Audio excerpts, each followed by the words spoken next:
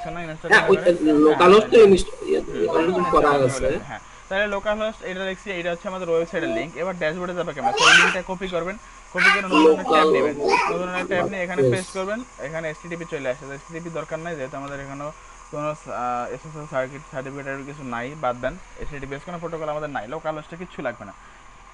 দেন হচ্ছে এখানে লিখবেন অ্যাডমিন, ঠিক আছে?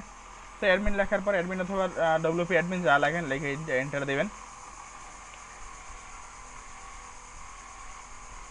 সো ও আপনাকে এখানে নিয়ে আসবে। এটা হচ্ছে আপনার ওয়েবসাইটের ড্যাশবোর্ড, কন্ট্রোল প্যানেল আর কি। এখান থেকে আপনি আপনার ওয়েবসাইটে যা ইচ্ছা কন্ট্রোল করতে পারেন। এখানে যা যা করতেছেন, নতুন ফিচার দিবেন এখান থেকে দিতে হবে, নতুন বা আগের ফিচার ডিলিট দিবেন সেটা এখান থেকে দিতে হবে, থিম চেঞ্জ করবেন সব কিছু এখান থেকে, সব এখানে।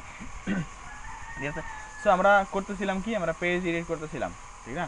সো ওই পেজটা হিজিবিজি হয়ে গেছিলো, অনেক কিছু হয়ে গেছিলো। সো কিছুটা কাজ করি আর একটু হিজিবিজি বানাই।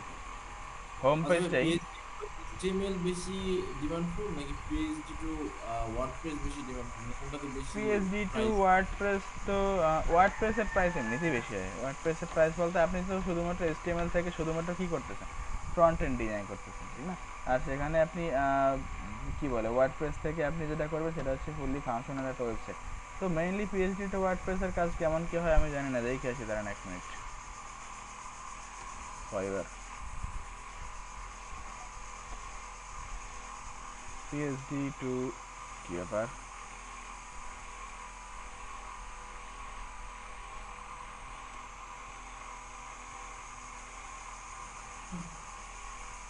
PhD to WordPress, okay. So 17,000 17টা service available, বুঝেন অবস্থা। যেখানে আপনাদের পিএইচডি এইচটিএমএল ছিল 6,000, নতুন একটা ট্যাবে দেখি। সো বুঝেন অবস্থা, গিগ যত বেশি তো প্রতিযোগিতা যত বেশি, ঠিক না? পিএইচডি হ্যাঁ, টু আসলে এইচটিএমএল, ওইটা অনেক কঠিন ছিল যে পিএইচডি টু এইচটিএমএল, কিন্তু পিএইচডি টু ওয়ার্ডপ্রেস কিন্তু অনেক সহজ, হ্যাঁ। যে কোনো আপনি মানুষ করতে দেখে পারবে, এই আপনি জন্য দেখে কম্পিটিশন দেখে বেশি। আপনি দেখে দেখে সুন্দর মতো ধরে ধরে বসাই দেবেন, কাজ শেষ। হ্যাঁ, এটা এই দেখেন 6,351টা এখানে, যেখানে এখানে আছে 17,017টা, মানে হচ্ছে প্রায় 3 গুণ, ঠিক আছে? দেন দেখেন কম্পিটিশন অবস্থা, অনেক বেশি। দেখেন অবস্থা, মোটামুটি রিভিউ কিন্তু খুব বেশি না, এরা 142, যেখানে 58টা। এবার ফাইবার চয়েসে আছে। তো ফাইবার এখানে দেখেন এদের স্টার্টিং প্রাইসগুলো দেখেন। আপনি পিএইচডি এসটিএমএল আসেন, 5, 10, 15 এমনি দেওয়া আছে, সেটা কি পিএইচডি এসটিএমএল? তো এমনি দেখেন 5, 10, 20, 10 এরকম, ঠিক আছে? সেইখানে এখানে শুরু হয়েছে 65, 75, 50, 40, $5। ওরে ভাই, PHD HTML convert HTML to WordPress, যাই হোক এবার মানে কি $5 দিয়ে রাখছে, যাই হোক ব্যাপার না। এটা প্রথম দিকে দিচ্ছিল আর এডিট করে নেয় আমার মতো অবস্থা। দেন হচ্ছে দেখেন একটা এইটা দেখেন অবস্থা, 650, $5 এগিক এগুলো কি কিন্তু নাই। একটা পাঁচ পিএইচডি ডলার এগিক নাই বললেই চলে, দেখছেন এই একটা আছে। আচ্ছা ভাই, এটা কি একটা পিএইচডি পেজ যেটা আমরা এইচটিএমএল এ কনভার্ট করছিলাম, হুম, ঠিক একই কাজ করতে হবে ওয়ার্ডপ্রেসে, হ্যাঁ, দামটা বেশি? একই কাজ করতে পারবেন, আপনার দাম বেশি হবে। বা হচ্ছে আপনি যখন কাজটা করবেন, ধরেন আমরা একটা পিএইচডি এসটিএমএল যখন করছিলাম কোনো একটা, সেই ওয়ার্ড সেটার জন্য কী করছিলাম, মনে করেন আমরা ফর্ম ইনসার্ট করছিলাম একটা, ঠিক না? মনে করেন আমাদের কন্ট্যাক্ট আছে, একটা ফর্ম আছে, সেই ফর্মটা কিন্তু ফাংশনাল ছিল না, মনে আছে? ফর্মে যদি আমরা কিছু লিখতাম, মনে করেন কন্ট্যাক্ট আস দিতাম, দেন সেখানে কন্ট্যাক্ট আসের মধ্যে আমরা লিখতাম আমাদের নাম ঠিকানা লিখতাম, মেসেজ লিখতাম, দেন সাবমিট করলে মেসেজ কি সাবমিট হইতো বলেন? না স্যার, হতো না। কিন্তু ওয়ার্ডপ্রেসে আপনি যখন একটা ফর্ম বানাবেন সেই ফর্মটা সাবমিট হবে, বানাইলেই হলো সাবমিট হবে। কিন্তু কাজ ইজি, আরও অনেক ইজিলি করা যায়, অনেক টাইমও কম লাগে। আপনি পিএইচডি এসটিএমএল করে যেটা আপনার করতে সময় লাগবে 5 ঘন্টা, সেটা ওয়ার্ডপ্রেসে করতে সময় লাগবে 1 ঘন্টা, ঠিক আছে? কারণ হচ্ছে আপনি যদি মোটামুটি মোটামুটি লেভেলের ইয়া হয়ে যান, ইজি হয়ে যান ওয়ার্ডপ্রেসের সাথে, কোথায় কী আছে কেমন কাজ করতে হয়, দেন আপনি শুধু ধরবেন, টানবেন আর বসাবেন, ঠিক আছে? এই হচ্ছে কাজ। দেখছি আমরা ওয়ার্ডপ্রেসে একটু আসেন, দেখেন অবস্থা, পেজেসে যদি আসেন। আচ্ছা ভাইয়া, WordPress mainly PHD to WordPress হ্যাঁ না হ্যাঁ, আরো কিছু আছে? ওয়ার্ডপ্রেসের গিগের অভাব নাই।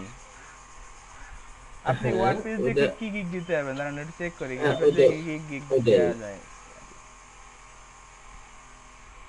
একটা নোটপ্যাড ফাইল নেই, মনে করেন আজকের ক্লাসের মধ্যে নেই, ক্লাস 41 নোটপ্যাড শেষ ফাইল। করতে পারবেন তো? হ্যাঁ, শেষ করতে পারবেন তো? দেখা যাক। ওকে, তো ওয়ার্ডপ্রেস দিয়ে কি আছে, প্রথমে আছে ওয়ার্ডপ্রেস ইনস্টলেশন, ঠিক আছে? যদি আপনি বড় করে নেই একটু, ওকে। ওয়ার্ডপ্রেস ইনস্টলেশন, এটা একটা কি করতে পারে, ঠিক আছে। এখানে আরও কিছু শুধুমাত্র ইনস্টলেশন দিবেন, সেটা হচ্ছে থিম, অ্যাপ্লাই থিম দিতে পারেন, আর ইম্পোর্ট ডেমো একসাথে, ঠিক আছে। সাথে আরও কিছু ফিচার দিতে পারেন, যে ডাটাবেস ক্রিয়েশন। কাজ কিন্তু সব সেম, আপনি কিন্তু ইনস্টল করলে এগুলো আপনি এমনিতেই করতে হবে, ঠিক না। আপনি একটা ওয়ার্ডপ্রেস ইনস্টল দিবেন, সেখানে অ্যাপ্লাই থিম অ্যাপ্লাই করবেন না, সেটা কেমন কথা হলো। থিম অ্যাপ্লাই করলে সেখানে ইম্পোর্ট ডেমো দিয়ে দিলেন, সবাই ইম্পোর্ট ডেমো চাবেও না। ইম্পোর্ট ডেমো মানে হচ্ছে আমরা ইম্পোর্ট ডেমো দেখি না, যদি ইম্পোর্ট ডেমো দেখতে হবে। প্রতিটা থিমের জন্য কিছু ডেমোর সাইট বা ডেমোর ডিজাইন করা থাকে, ঠিক না। আমরা লোকাল হোস্টে করতেছি দেখি আমাদের হয় না, এটা জন্য লাইভ সার্ভার দরকার ছিল, এটা ওই দিন চেষ্টা করছিলাম, হয় নাই। সো এটা করতে পারে। 2 নম্বরে হচ্ছে এইবার যারা দেখলাম পিএইচডি টু ওয়ার্ডপ্রেস, ঠিক আছে। দেন পিএইচডি টু ওয়ার্ডপ্রেস সাথে একই টাইপের আরেকটা কি দিতে পারেন, সেটা হচ্ছে ফুল ওয়েবসাইট ক্রিয়েশন। আচ্ছা ভাই, আমাদের ওয়ার্ডপ্রেসে ইনস্টলেশন আর ডাটা বেস ব্যাপারে দেখে ওয়ার্ডপ্রেস ইনস্টলেশন, আচ্ছা ঠিক আছে। আবার ভাই থিম কাস্টমাইজেশন আছে। হ্যাঁ, দেন হচ্ছে full website creation with WordPress. Then একই কাজ, এই PHP to WordPress, full website creation, এগুলো সব একই কাজ, আপনি অন্য টাইটেল দিতে পারেন, যেটা হচ্ছে থিম কাস্টমাইজেশন বা ওয়ার্ডপ্রেস থিম থিম কাস্টমাইজেশন। কাস্টমাইজেশনও সেম, মানে ওই তিনটা যে ধাপ আসতেছে হ্যাঁ হ্যাঁ তিনটার সেটাই। মতোই। এই যে তারপর বললাম এই প্রোডাক্ট তিনটা, আপলোড আছে, ই এটা কমার্স দেখেন, প্রোডাক্ট এটা দেখেন, আপলোড। এটা দেখেন, এই তিনটা কিন্তু সেম, এই তিনটাই সেম, হ্যাঁ তিনটে সেম। ঠিক আছে। দেন 4 নম্বরে 5 নম্বরে সেটা হচ্ছে ই কমার্স ওয়েবসাইট। আচ্ছা ভাই শোনেন তো, মানে ওয়ার্ডপ্রেস বাদে ফুল ওয়েবসাইট ক্রিয়েশনে কি কি আইটেম থাকতে পারে, মানে কি কি দেয়া যাইতে পারে? বলতেছি, ওকে। ই কমার্স ওয়েবসাইট ক্রিয়েশন একটা। এবার ই কমার্সের মধ্যে যারা ফুল ওয়েবসাইট বানাতে সাহস পাচ্ছেন না, যে এত বড় ওয়েবসাইট আমি বানাতে পারবো না, সেখানে তাদের জন্য ছোট একটা কাজ আছে, সেটা হচ্ছে প্রোডাক্ট অ্যাড করা, ঠিক আছে। অ্যাড প্রোডাক্ট বা আপলোড প্রোডাক্টস, এরকম কিছু। এটা হচ্ছে ডাটা এন্ট্রির মতো। ডাটা এন্ট্রি কী করে, আপনাকে একটা এক্সট্রা শিট দেয়, ওই সাথে ডাটা এন্ট্রি করেন। সেমভাবে আপলোড প্রোডাক্টসের এর কাজটা মোটামুটি ভালো চাহিদা আছে। আপনি ই কমার্স ওয়েবসাইট করবেন, হ্যাঁ। সেখানে দেখা গেল যে আপনার 500, 1000, 2000 প্রোডাক্ট আপলোড করতে হবে। সো ওই কাজটা আপনি নিলেন, নিয়ে বসে 500, 1000 করে আপলোড করতে থাকেন, কন্টেন্ট আপলোড করতে থাকেন। এটা কিন্তু ভালো চাহিদা আছে। যারা কিছু না পারে তারা বসে আপলোড তো করতে পারেন, ফেসবুকে তো ছবি আপলোড করতে পারে সবাই, ঠিক না, পারে না। সো দেখাই দিলে তারা হচ্ছে ওই ছবি আপলোড করতে পারবে, কোনো ব্যাপার না। দেন হচ্ছে আর কি করা যায় বলেন তো। এগুলাতে তো হয়ে যাওয়ার কথা, আর লাগবে না। সব শুধু কমপ্লিট এসিওর একটু এই 6টা ইয়া লাগবে, পিএইচডি HTML একটা, 7টা শেষ কি আর তো দিতে পারবেন। এসিওর একটু ধারণা লাগবে। আচ্ছা, দেন হচ্ছে optimization, WordPress site optimization, sir এর মধ্যে আছে ব্যাকআপ আছে স্যার, ওয়ার্ডপ্রেস ব্যাকআপ ক্লোন, এই যে ব্যাকআপ ক্লোন, ওগুলা গিগ হয় না, দিলে ওগুলারও Backup ভালোই চাহিদা program আছে। ওগুলোর মধ্যে তো management ঠিক আছে, করতে দেখলাম স্যার। ব্যাকআপ স্যার, ভালো চাহিদা ওগুলা আছে। ম্যানেজমেন্টে করতে পারে। তারপরে স্যার স্পিড অপটিমাইজেশন আর সিকিউরিটিটাও আছে স্যার। এত কিছু দরকার নেই, আপনি একটা কাজ করেন, WordPress sir WordPress site optimization মানে কি স্যার, বুঝতেছি না। Manage optimization your WordPress site, শেষ, ঠিক আছে। ম্যানেজ ওয়ার্ডপ্রেস সাইট বলতে এখানে কী হতে পারে, সেখানে হচ্ছে আপনি ওর এসইও চেক করতে পারেন, সেক্ষেত্রে আপনি ওর স্পিড অপটিমাইজ করতে পারেন, ওকে। দেন হচ্ছে আর কি করা যায়, সেটা আপনি চাইল্ড থিম লাগলে চাইল্ড থিম ক্রিয়েট করে দিতে পারেন, আপনি যদি ব্যাকআপ করা লাগে ব্যাকআপ করতে পারেন, আপনি ক্লোন করা লাগলে ক্লোন করতে পারেন, বা হচ্ছে সবচেয়ে ইম্পর্টেন্ট এবং স্যার। হ্যাঁ বলেন। স্যার এগুলো একটু ব্র্যাকেটের মধ্যে লিখে দেন, এই যে 8 নম্বরে, তাহলে একটু সুবিধা হতো আর কি। তো এখানে হচ্ছে ব্যাকআপ, দেন হচ্ছে কি হবে, ক্লোন, হচ্ছে স্পিড অপটিমাইজ বা এসইও, বা সেই স্পিড অপটিমাইজ উপরে আছে একটা স্পিড অপটিমাইজেশন, আচ্ছা স্পিড অপটিমাইজেশন এখানে দিয়ে দেন, স্পিড অপটিমাইজেশন হতে পারে। দেন হচ্ছে আর কি হতে পারে, ম্যানেজের মধ্যে আর কি কি থাকতে পারে,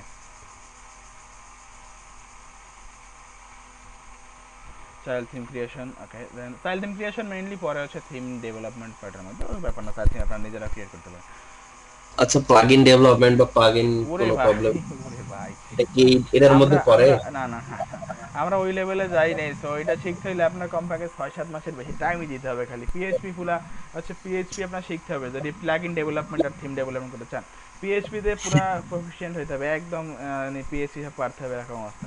মানে প্লাগ ইন আপনি দেখেন, একটা মজার জিনিস দেখাই আপনাদের, যদি ওয়ার্ডপ্রেস এখানে আসেন, আপনি ওয়ার্ডপ্রেস এখানে একটা পেজ আছে, কাজ করি নতুন একটা পেজ নিয়ে,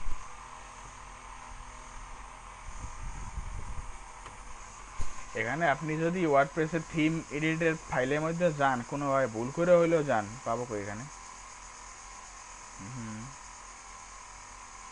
ওকে, অ্যাপিয়ারেন্স এখানে থিম এডিটর। যদি আপনি এখানে ভুলেও কখনো ঢুইকা যান, দেন প্রথমেই আপনাকে বলে যে ভাই তুমি কই যাইতেছো, এদিকে তো যাওয়া ঠিক না, ঠিক আছে? মানে ও আপনাকে একটা ওয়ার্নিং দিয়ে দেবে যে আপনি যদি কোনোভাবে একটা লাইন এডিট করেন না বুঝা, দেন আপনার থিম পুরো ওয়েবসাইট নষ্ট করে দিতে পারে। দেখেন এখানে অনেক ফাইল আছে, ঠিক না? ফাইলের অভাব নাই, এই যে সব থিমের ফাইল এগুলো। প্রথমে আছে স্টাইল.সিএস, এখন দেখবেন এটা ওপেন হবে ঠিক, কিন্তু একটা পপ আপ আসবে, এটা তো করা ঠিক ইয়া করে না একটু। স্যার এখান থেকে তো আমরা থিম ডেভেলপমেন্টের ধারণা নিতে পারি না স্যার? এই যে হেডস আপ, ঠিক আছে, you appear to be making direct edits to your theme in WordPress, ঠিক আছে? ধারণা নিতে যায় যদি লাইন কাটে দেন তাহলে তো এই লাইনটা পড়েন, we recommend that you didn't you don't editing your theme directly could break your site and changes may be lost in future updates.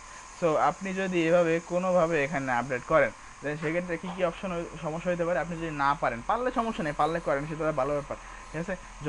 যদি করেনও, আপনি পারেন, যে আপনি বুঝেন আপনি সব পারতেছেন, তারপর এটা করতে হলে আপনার প্রথম অপশন হচ্ছে এটা ব্যাকআপ করে রাখা।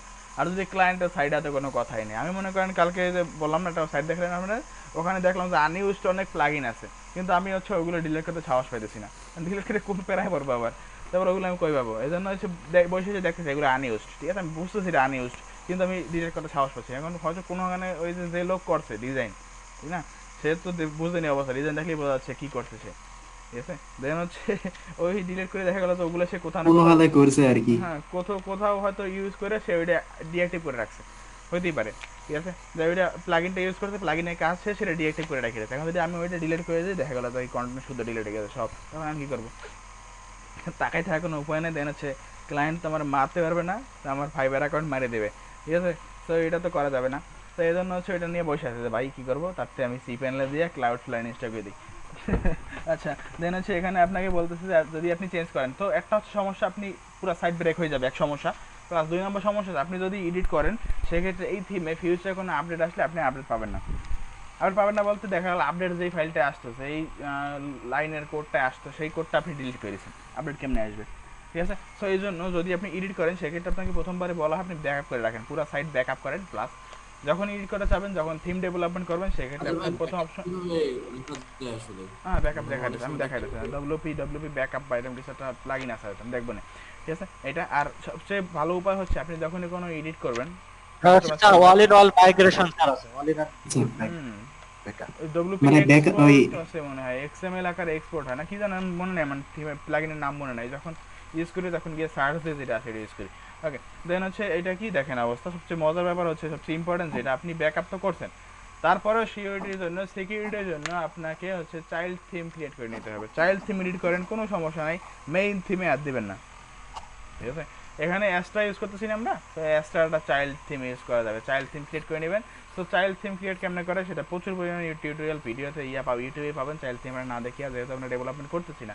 তো যদি কারো ডেভেলপমেন্টের ইচ্ছা থাকে, সে হচ্ছে ইউটিউব থেকে বা কোনো অবশ্যই ভালো কোনো কোর্স দেখে নেবেন, অবশ্যই বং কোর্স দেখে দেখবেন যে আপনি সাইট নষ্ট করে ফেলতেছেন, এটা করা যাবে না, ঠিক আছে? কারণ এখানে তো এখানে আপডেটের বিষয়টা কি জানেন? বলেন। আপডেট যদি দেন, এখান থেকে চেঞ্জ করে যদি কোন ফিউচারে যদি সব আপডেট চলে আসে, যাবে। আপডেটটা যদি দেন, এগুলো সব যা ধরেন লিখছেন চলে যাবে, এটা তো হ্যাঁ বললাম, সবকিছু চলে যায়, একটাও থাকবে না। যা লাইন কোড লিখছেন সব চলে যাবে, এই জন্য তো বললাম চাইল্ড থিম ইউজ করেন, কারণ চাইল্ড থিম আপডেট হয় না, ঠিক আছে? বোঝা গেল? তাই হচ্ছে থিম ডেভেলপমেন্টের পার্টস। থিম ডেভেলপমেন্ট যারা করতে চান, তারা ভালো মতো না শিখে হাত দেবেন না, ঠিক আছে? আপনি অনেক কিছু পারবেন, হ্যাঁ, আমি একটা জিনিস দেখি না, একটা জিনিস আমরা দেখাই না, এখানে কিন্তু আমরা কিছু পারবো করতে, অনেক কিছু পারবো, পারবো না কিছু পারবো না এমন না, কিন্তু যে ভয় পাওয়ার কিছু না, আমরা অনেক কিছু করতে পারবো। জিনিস দেখেন, দাঁড়ান,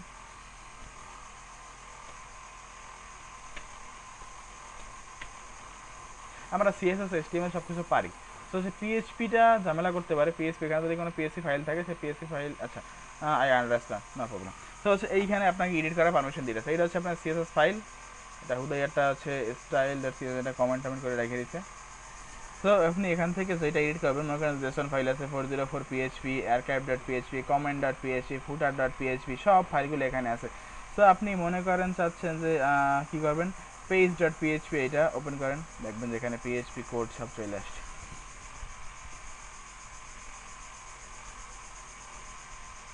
এখানে আপনি থিম অনেকগুলো আছে, তো কোন থিমটা এডিট করবেন সেটা সিলেক্ট করতে পারবেন, দেখেন আরও অনেক থিম আছে, যেটা অ্যাক্টিভ আছে সেটা এখানে দেখাচ্ছে। সো এটা হচ্ছে আমার পিএসপি ফাইলে দেখেন অবস্থা, যে পিএসপি কোড গেট, এটা PSP Astra page layout. So এগুলো আপনি যদি পারেন তো ভালো, তাইলে ধরবেন, না না পারলে ধরার কোনো দরকার নাই, ঠিক আছে। ওরা ওয়ার্ডপ্রেস নিজেই আপনাকে সাজেস্ট করতেছে যে আপনি এটা ধরেন না। তো প্রথমে থাকে স্টাইল সিএসএস, আমরা সিএসএস পিএইচপি পারি না, পিএইচপির মধ্যে যাওয়ার দরকার নাই, আমরা সিএসএসটাই দেখি, স্টাইল সিএসএস। ওকে, তো ছোটো ছোটো কোড কিন্তু বহুত বড় বড় এর মিনিং কাজ আছে। So there is no need to change your CSS here. You can edit the live preview CSS changes, the built-in CSS editor. বুঝছেন অবস্থা কি বলছে? স্যার এটা তো প্রত্যেকটা থিমের মধ্যে তো স্যার এগুলো ইউজ হয় না, প্রত্যেকটা থিমের মধ্যে তো এগুলো প্রতিটা থাকে। থিমের এখন এই ফাইলগুলোই থাকবে এমন কোনো কথা নাই, সেটা অন্য কোনো ফাইল হতে পারে, এক একটা থিমের জন্য এক এক ধরনের ফাইল হবে। sitemap.php single.php এগুলো তো মাস্ট বি থাকবে স্যার। কোনটা কোনটা তো রিকমেন্ডেড ওই যে search.php page.php এগুলো তো রিকমেন্ডেড ফাইল আর কি, এগুলো থাকতেই হবে, এগুলো তাহলে developer- ওয়ার্ডপ্রেস বুঝবে না। হ্যাঁ, কিছু কিছু জিনিসপত্র থাকবে, কিন্তু সব থিমের জন্য তো সমান একই মানে সব ফাইল একই হবে, এটা সেম হবে না। তবে এগুলো থাকবে স্যার index.php page.php এগুলো index.php আপনার মেইন পেজটা, হোম পেজটা, আপনি যখন ওইখান থেকে হোম সিলেক্ট করে আসছিলেন, এখানে সেটিংস থেকে যখন হোম, এই যে রিডিং থেকে সেভ মানে চেঞ্জ করে আসছিলেন, তখন index.php ওই পেজটি হয়ে গেছে। ওকে, দেন হচ্ছে হ্যাঁ বলেন। মানে এগুলো হচ্ছে কি এই জিনিসগুলো যেটা footer.php header.php এগুলো কিন্তু সাজেস্ট করা আছে, মানে এগুলো ছাড়া অন্য কিছু ব্যবহার করলে সেটা কাজ করবে না। এখন দেখেন এখানে অ্যাস্ট্রা আছে, ঠিক না? এখন আমি যদি মনে করেন 2019 দেই, যদি সিলেক্ট করি, সেখানে দেখা যাবে যে এগুলো ফাইল মোটামুটি সব সেম থাকবে না, কিছু কিছু ফাইল চেঞ্জ হয়ে যাবে। দেখা যাক 2019 আছে, এখন দেখেন এই জায়গায় কিছু নতুন ফাইল আসছে, কিছু ফাইল ডিলিট হয়ে গেছে, কাস্টমাইজার দেন হচ্ছে নতুন অনেকগুলো ফাইল আসছে, এক্সট্রা কিন্তু এতগুলো ফাইল ছিল না, ঠিক না? দেখেন অবস্থা, এখানে index.php কই, অবশ্যই আছে, কোথাও একটা খোঁজেন, এই যে index.php, header.php, footer.php, image.php, এই যে search.php, এগুলো আছে যেগুলো থাকে আর কি। তো টেমপ্লেট পার্টস কি, কন্টেন্ট, ফুটার, হেডার, এগুলো আছে। কন্টেন্টে কি আছে, এই যে কনটেক্সট পার্ট, কন্টেন্ট নন, দেন কন্টেন্ট পেজ, এগুলো প্রতি আলাদা আলাদা পেজ। এখন ডেভেলপমেন্ট পার্ট আমরা ডেভেলপমেন্ট করি না, কখনো পারি না, তো এই জন্য আমরা বুঝতেছি না আসলে কোন ফাইলগুলো কি আছে। কিছু কিছু নাম দিয়ে আমরা চিনতে পারি হয়তো, যে print.css আছে, style.css যেগুলো আছে, এগুলো যেগুলো আমরা HTML CSS থেকে করে আসছি, এগুলো আমরা চিনবো, দেখলেই চিনবো, ঠিক না? কিন্তু যদি index.php এটা দেখলে বোঝা যাচ্ছে কি এটা আমাদের হোম পেজ, কিন্তু অন্য ফাইলগুলো যেগুলো আছে, স্টাইল এডিটরের কাজ কি, style.scss, দেন এগুলোর কাজ কি, এগুলো এই যে কন্টেন্ট সিঙ্গেল, কন্টেন্ট নান, এগুলোর কাজ কি আমরা শিওর করে বলতে পারবো না। কেন বলতে পারবো না? ব্যাপার, আচ্ছা, কেন বলতে পারবো না? কারণ হচ্ছে আমরা এগুলা ডেভেলপ